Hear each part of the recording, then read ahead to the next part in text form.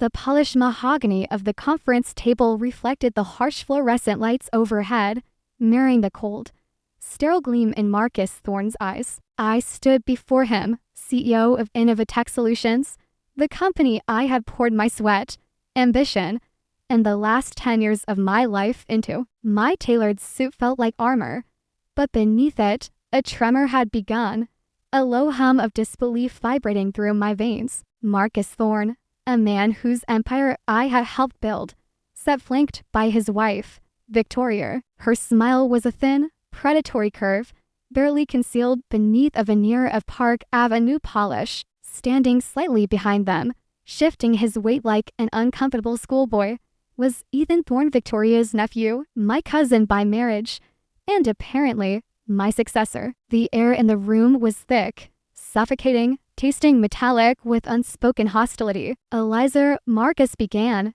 his voice devoid of its usual booming confidence, replaced by a flat, rehearsed tone. He didn't meet my eyes, focusing instead on some invisible point just past my shoulder. The board has decided effective immediately your position as vice president is terminated. The words hit me like physical blows. Terminated. Not let go, not resigned, but terminated. The finality of it, the brutality, stole the air from my lungs. I gripped the back of the chair opposite him, my knuckles turning white. Marcus, I don't understand. My performance reviews project Shamir is launching next quarter. My voice sounded distant, thin. It's a restructuring.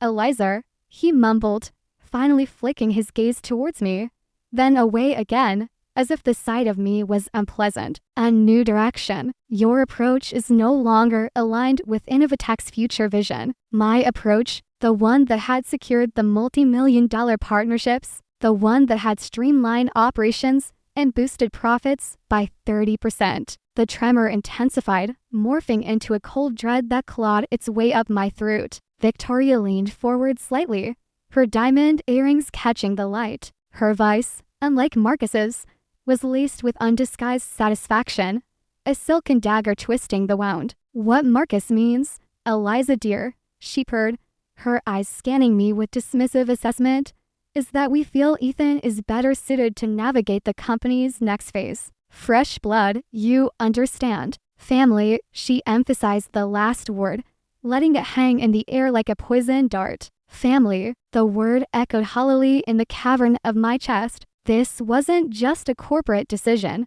It was a betrayal orchestrated by the people I'd once considered allies, people connected by marriage, however tenuous. My eyes locked onto Ethan. He flinched, his gaze darting away, a flicker of something guilt. No, more like the weak discomfort of someone caught benefiting from an injustice he lacked the spine to commit himself. A pathetic, inherited arrogance radiated from him. He was inheriting my decade of work, my title, my office, not through merit, but through blood relation to the woman beside the CEO. The full weight of it crashed down on me. The late nights, the sacrificed weekends, the missed family events. Ironic, wasn't it? The relentless drive that had propelled me up the ladder, all erased in a single, callous meeting orchestrated by pettiness and nepotism. It wasn't about restructuring. It was about Victoria consolidating power, placing her unqualified nephew in a role he couldn't possibly handle, simply because she could. And Marcus, ever the puppet master when it suited him, was clearly being manipulated by his wife's ambition. A raw, burning anger began to replace the shock. It started low in my gut, a simmering heat that threatened to consume the hurt. My face must have shown something, because Marcus cleared his throat, regaining a semblance of authority. You have 30 minutes to gather your personal belongings and vacate the premises, he stated, his voice hardening, the mask of indifference firmly back in place. Security will escort you. 30 minutes. The time frame was designed for maximum humiliation. 30 minutes to dismantle a career, a life built within these glass walls. 30 minutes under the watchful eyes of security, like a common criminal. The insult was deliberate, calculated. I straightened my spine, forcing the tremor down, willing my expression into a mask of cold composure I didn't feel. I wouldn't give them the satisfaction of seeing me crumple. Not here, not now. Understood, Marcus, I said, my voice steady, surprising even myself. I met his gaze directly this time, holding it until he looked away first. Then I turned my eyes to Victoria, letting her see the ice forming there. Finally, I looked at Ethan, a long, deliberate stare that held a promise, an unspoken vow. His Adam's apple bobbed nervously. Without another word, I turned and walked out of the room, the heavy door clicking shut behind me, sealing the end of an era and, though they didn't know it yet, igniting the beginning of a war. The walk back to my office, usually a familiar path of purpose, felt like traversing enemy territory under spotlight. The usual hum of productivity seemed muted, replaced by whispers that died down as I approached, heads quickly ducking back to screens. Eyes followed me, some filled with pity, others with morbid curiosity, a few, perhaps, with a touch of schadenfreude. The humiliation was a physical sensation, hot and prickling on my skin. Two uniformed security guards, faces impassive, fell into step a discreet distance behind me. My escorts, the final, degrading touch. My former office, was a testament to my dedication. Framed industry awards lined one wall. Deal tombstones sat proudly on the credenza. Photos, one of me shaking hands with the mayor, another with the Innovatech team after securing the pivotal Alpha Corp contract, mocked me from the desk. Every object held a memory, a piece of the identity they had just stripped away. I grabbed a standard dish cardboard box from the supply closet down the hall, the flimsy material feeling symbolic of how easily my presence here could be packed up and discarded. My movements were mechanical, numb. I swept photos, awards, personal files into the box. Each item felt heavy, weighted with the ghost of effort and achievement. A memory surfaced, sharp and unwelcome. Christmas dinner, 3 years ago. Victoria, subtly undermining my recent promotion in front of the extended family, suggesting it was a lot of responsibility for someone without connections. Marcus had chuckled awkwardly. Ethan, then just an intern, fetched coffee, had smirked. It wasn't the first time. There had been other instances, suggestions that my success was somehow unearned, that opportunities should have gone to family first. I had dismissed them as petty jealousy then. Now, I saw the pattern, the long game Victoria had been playing. They hadn't just decided this today. They had been waiting for the right moment to push me out and install their own. The anger simmered, a low burn beneath the surface of forced calm. This wasn't just unfair dismissal.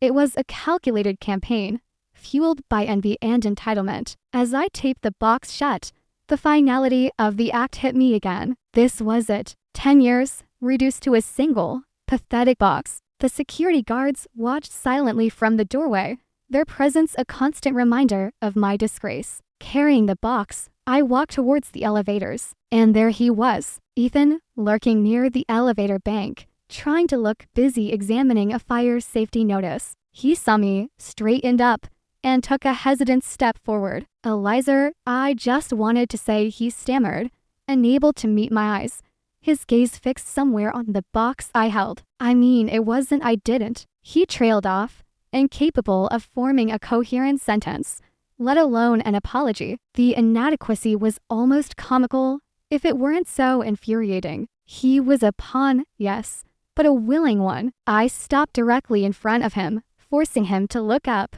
I didn't say a word. I simply held his gaze, letting the full weight of my contempt, my cold fury, and the unspoken promise I'd made in the CEO's office settle into the space between us. I watched the unease bloom into genuine fear in his eyes. He visibly swallowed. Then, I stepped past him, the silence more potent than any words I could have uttered, and pressed the elevator button. The door slid open, a gateway to an uncertain future, but also away from the poison of this place. As I stepped inside, the guards flanking me, I allowed myself one last look back down the corridor. It wasn't just an office I was leaving. It was a battlefield I was temporarily retreating from. But the war had just begun. The sterile silence of my apartment, usually a welcome respite from the city's chaos, felt vast and accusing. It was a beautiful space, floor to ceiling windows overlooking the glittering Manhattan skyline,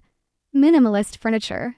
Curated art, a symbol of the success I had meticulously built. Tonight, it felt like a gilded cage, emphasizing my isolation. I dropped the cardboard box and ceremoniously onto the polished concrete floor. The thud echoed in the emptiness. For a moment, I just stood there, the adrenaline that had carried me through the public humiliation draining away, leaving behind a raw, gaping wound. Then, the dam broke. A guttural sob escaped my lips, rugged and torn. It wasn't just sadness, it was rage, betrayal, the sheer, crushing weight of the injustice. My carefully constructed composure shattered. I lunged for a heavy crystal glass on the console table, a gift celebrating my VP appointment, and hurled it against the far wall. It exploded on impact, shards scattering like brittle stars across the floor. The sound, sharp and violent, offered a fleeting, unsatisfying release. I sank onto the plush sofa,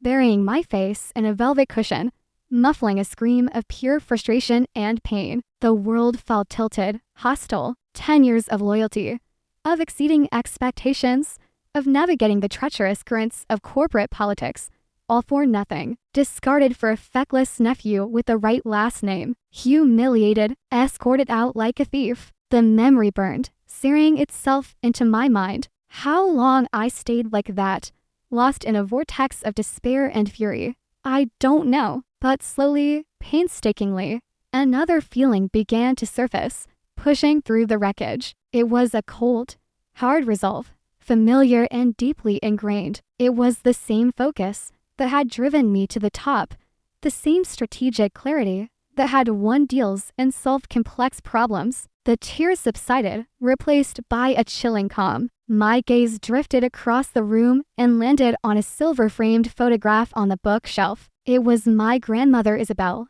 taken years ago, her eyes bright with intelligence and a hint of mischief, a warmth that always seemed to cut through pretense. Isabel, the architect of our family's quiet, old money wealth, a woman who understood power in ways Marcus and Victoria Thorne, with their flashy corporate titles, never could. Her words, spoken to me countless times throughout my childhood and adolescence, echoed in my mind, suddenly sharp and relevant. Titles are fleeting, Eliza. Positions can be given and taken away. True power, lasting power, lies in what you own. Own the ground beneath your feet, and you decide who stands on it. Own the ground beneath your feet. A new kind of energy surged through me, purposeful and electric. I rose from the sofa, ignoring the scattered glass, and walked decisively towards the heavy, antique safe concealed behind a modernist painting in my study. My fingers, steady now, worked the combination lock. The heavy door swung open with a quiet click. Inside, beneath stacks of personal documents and jewelry, was a slim, unassuming leather-bound portfolio. I lifted it out, the worn leather cold beneath my fingertips. Inside were the incorporation documents for a company called Irongate Properties, LLC, registered discreetly in Delaware years ago, and nestled within that, the prize, the original, signed lease agreement between Irongate Properties and Innovatech Solutions for their prestigious headquarters, the Innovatech Tower. My grandmother, with astonishing foresight, hadn't just left me investments, she had left me leverage. Years ago, when Innovatech was looking for a new, iconic headquarters, Isabel, through a series of opaque transactions masked by Irongate, had acquired the prime downtown skyscraper they coveted. She then leased it to them under favorable terms, a silent benefactor they never knew. Upon her passing, ownership and control of Irongate passed quietly to me. It was my secret, my safety net, a legacy of Isabel's belief in tangible assets over transient titles. My fingers traced the thick, high-quality paper of the lease agreement. I flipped through the pages, past the standard clauses regarding rent, maintenance, and insurance, until I reached Section 7, Covenants in Conduct. My breath hitched. There it was. Clause 7.2, Breach of Ethical Conduct.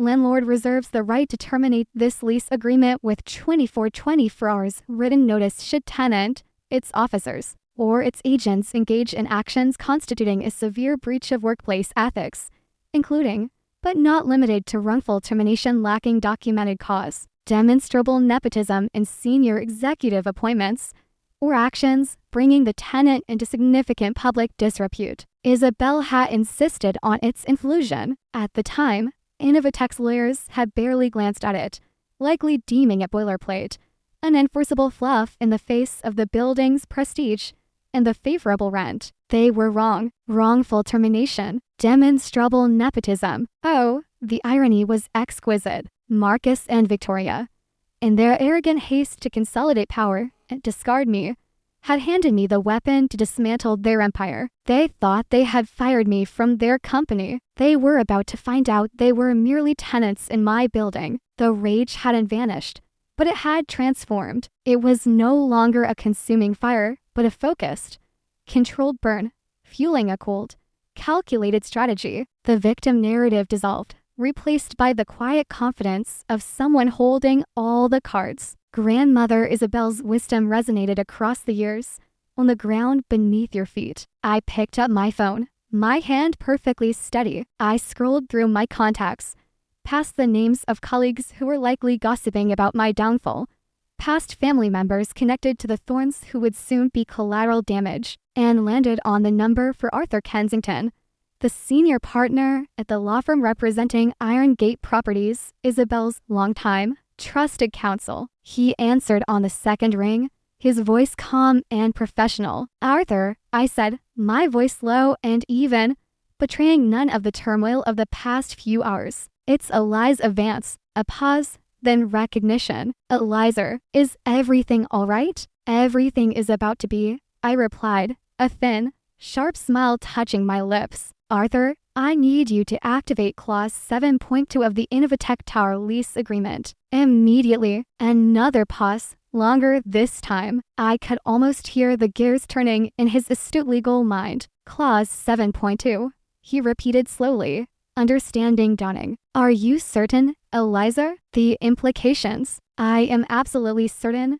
I cut him off, the ice in my voice unmistakable. "Grounds are wrongful termination and blatant nepotism regarding my own dismissal and the appointment of Ethan Thorne. Issue the formal notice of termination and eviction. 24 hours. Prepare for immediate enforcement." "Understood," Arthur said, his voice now brisk.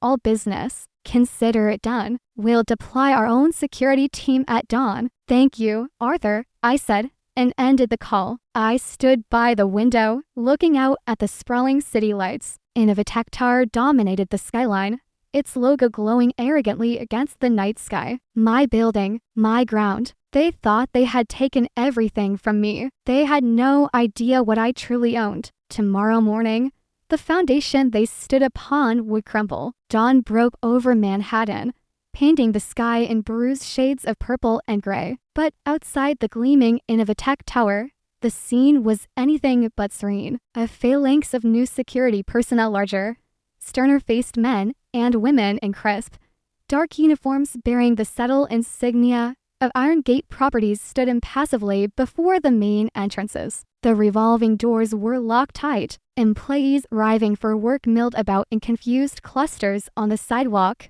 murmuring, checking their phones, pointing at the large, professionally printed signs affixed to the glass doors. "Property closed by order of the landlord. Iron Gate Properties, LLC. Access denied." The air crackled with uncertainty and burgeoning panic. Phones were ringing, frantic calls being made to supervisors who were equally clueless. The carefully orchestrated routine of a corporate giant ground to an abrupt halt. Then, a sleek black town car pulled up aggressively to the curb, horn blaring impatiently. Marcus Thorne emerged, his face thunderous, followed closely by Victoria, her expression a mask of icy fury, and a visibly flustered Ethan trailing behind them like a lost puppy. "What is the meaning of this?" Marcus bellowed, striding towards the lead security guard, a mountain of a man with a shaved head and impenetrable eyes. "Open these doors immediately. I am the CEO of this company." The guard didn't flinch. "Sir, the building is closed by order of the property owner. No one from Innovatech Solutions is permitted entry." "Property owner? Don't be absurd," Victoria snapped,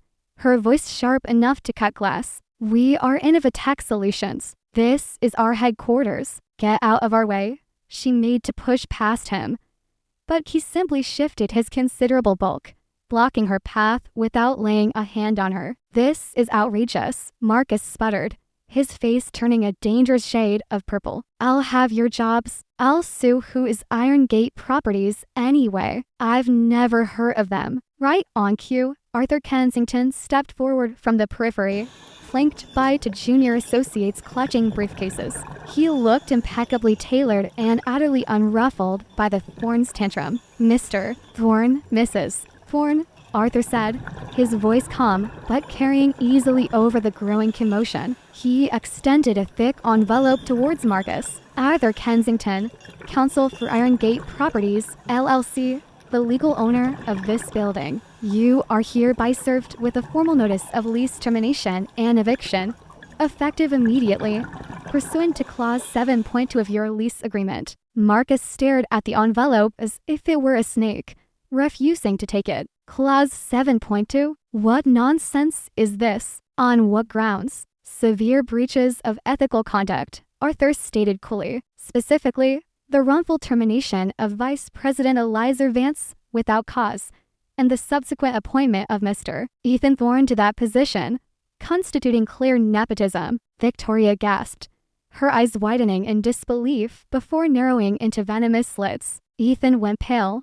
looking as though he might faint. Marcus finally snatched the envelope, tearing it open with trembling fingers, his eyes scanning the legalese with growing horror. "And it was at that precise moment that I chose to arrive. I stepped out of a taxi across the street, pausing for a beat to survey the scene, the chaos, the confusion, the Thorne's impotent rage, Arthur's calm control. I smoothed down the lapels of my charcoal gray power suit, adjusted the silk scarf at my neck, and took a deep, steadying breath. Yesterday, I had been escorted out of this building in disgrace. Today, I returned as the architect of its shutdown. I crossed the street, my heels clicking decisively on the pavement. The crowd of employees parted instinctively, sensing a shift in the dynamic. The security guards recognized me, nodding respectfully. Marcus, Victoria, and Ethan looked up as I approached, their expressions morphing from fury to utter, slack-jawed astonishment. "Eliza," Marcus breathed, looking utterly bewildered. "What are you doing here?" Victoria recovered faster, her eyes flashing with suspicion. You're behind this somehow, aren't you? Some pathetic act of revenge." I stopped directly in front of them, meeting their stunned gazes with a cool, level stare. The fear I'd felt yesterday was gone, replaced by a steely sense of command. "Good morning, Marcus, Victoria, Ethan," I said, my voice calm, measured, carrying authority. "Allow me to clarify. I am not merely behind this. I am here today as the authorized representative of Iron Gate Properties." I paused, letting the words sink in, watching the dawning horror spread across their faces. "The owner of this building." Silence, utter, stunned silence, broken only by the distant wail of a siren and the murmurs of the onlookers. Marcus's mouth opened and closed, but no sound came out. Victoria looked as though she'd been struck. Ethan simply stared, his face a mask of incomprehension and dawning dread. The hunters had become the hunted, trapped on territory they suddenly realized they never controlled. "As Mr. Kensington informed you," I continued, my voice cutting through the stunned silence, "Ethel Karp Innovatech Solutions rather has flagrantly violated the ethical conduct clauses stipulated in your legally binding lease agreement. My dismissal was not only wrongful but defamatory, lacking any credible cause." I gestured towards one of Arthur's associates, who stepped forward and presented Marcus with a second, slimmer file. "And this contains evidence internal emails. Witness affidavits corroborating pressure applied by Mrs. Thorne. Performance metrics clearly demonstrating my value versus, shall we say, the projected value of my replacement, proving the nepotistic nature of Ethan's appointment. All direct breaches of Clause 7.2. The color drained completely from Marcus's face as he glanced at the top page. Victoria shot a venomous look at Ethan, who shrank back. You own the building," Marcus stammered, the reality finally penetrating his disbelief. "Iron Gate Properties owns the building. I corrected smoothly. A legacy from my grandmother, Isabel, a woman who understood the difference between a title and an asset. I let that sink in, the implied comparison hanging heavy in the air. I looked directly at them, the architects of my humiliation yesterday, now standing powerless before me on the sidewalk. Innovatech Solutions has 24 hours to vacate these premises completely. Every desk, every server, every paperclip. After that time, anything remaining will be considered forfeit. I paused, delivering the final blow. Furthermore, Iron Gate Properties will be pursuing legal action against Innovatech Solutions for damages resulting from breach of contract and reputational harm caused by your unethical conduct. The power shift was absolute, palpable. Their faces were a mixture of disbelief, fury, and the sickening realization of their monumental miscalculation. They had tried to destroy my career, my reputation. Instead, they had triggered a clause that would likely cripple their company, forcing them into a humiliating public exodus and potentially bankrupting them with lawsuits. Victoria finally found her voice, raw with hatred. You conniving bitch. You planned this. I met her gaze without flinching. You mistake foresight for malice, Victoria. You and Marcus made your choices. You prioritized nepotism and arrogance over integrity and performance. You signed a lease with clauses you didn't respect. These are merely the consequences. I turned away from their stunned, furious faces, leaving Arthur and his team to manage the specifics of the eviction. As I walked away, the whispers of the crowd following me, I didn't feel triumphant elation. Not exactly. It was something deeper, colder. It was the stark, clean satisfaction of justice served, of balance restored. They had tried to take my power, forgetting that true power wasn't in a corner office. It was in owning the ground beneath their feet. And I owned the ground. The following 24 hours were a spectacle of corporate disintegration. News crews, alerted by anonymous tips likely from disgruntled Innovatech employees, or perhaps even Arthur's efficient team, swarmed the perimeter of Innovatech Tower, their cameras capturing the frantic, undignified exodus. Headlines screamed across news sites and flashed on ticker tapes. Tech giant Innovatech evicted amid nepotism scandal. Disgraced CEO Marcus Thorne faces ruin.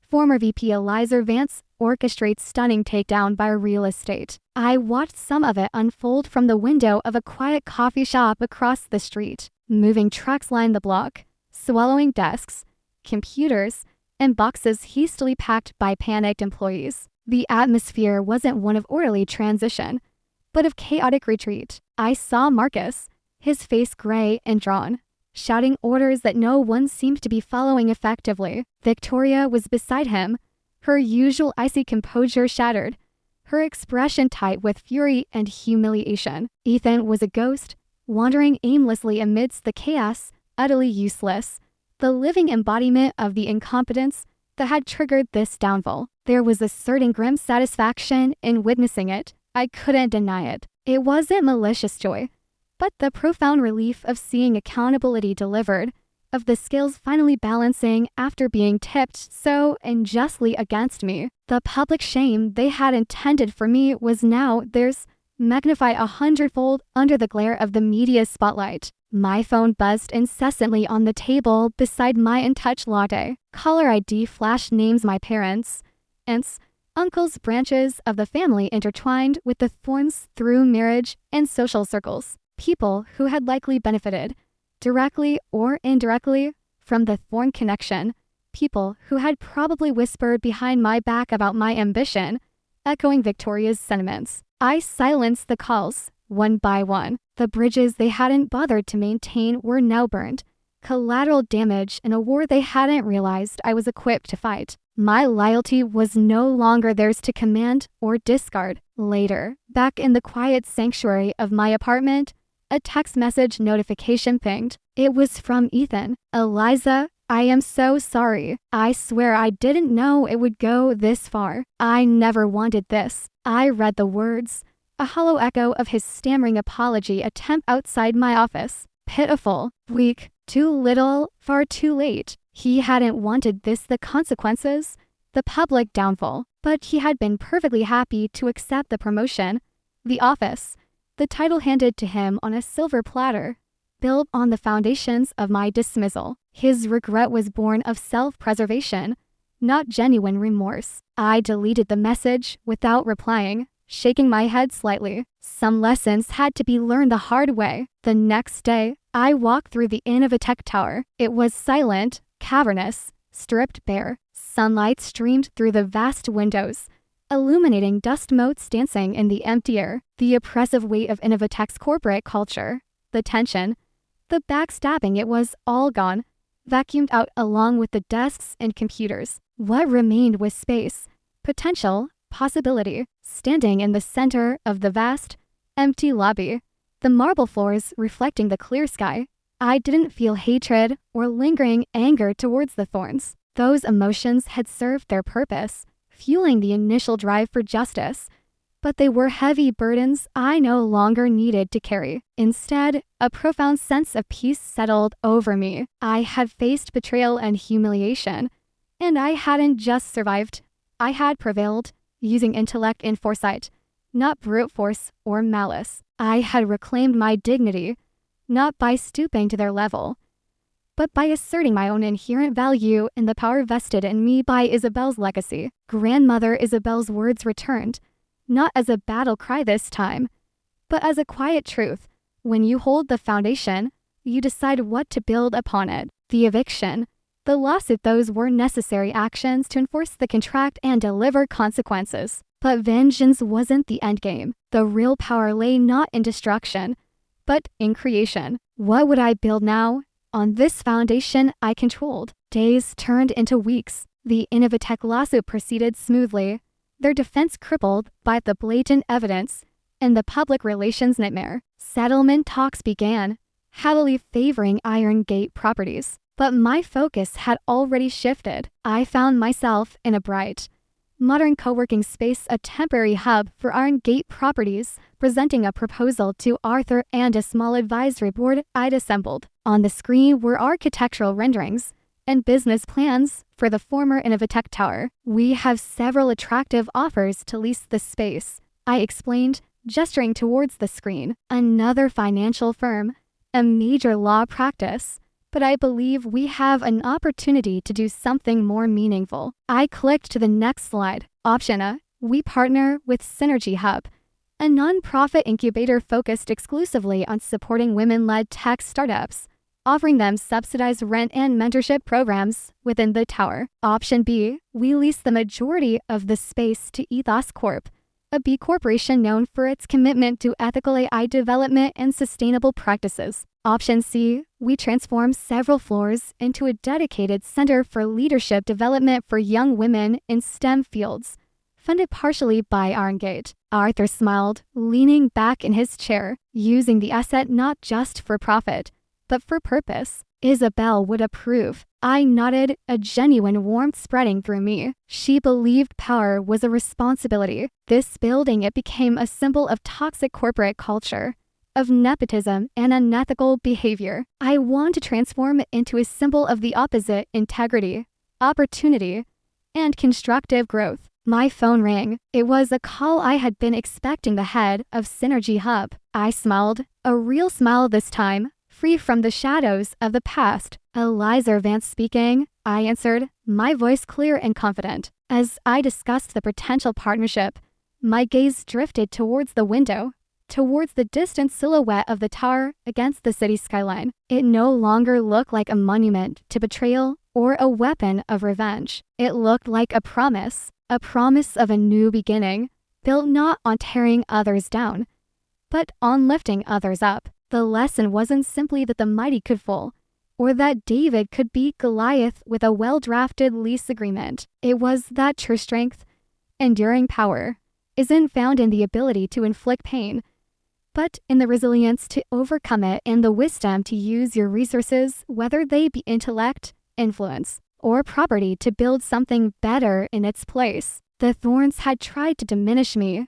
to erase my value. In doing so, they had inadvertently forced me to discover and embrace the full extent of my own power, a power rooted not in a job title, but in integrity, foresight and the solid ground beneath my feet. And on that ground, I was finally free to build my own future. How do you find today's story? Leave a comment below.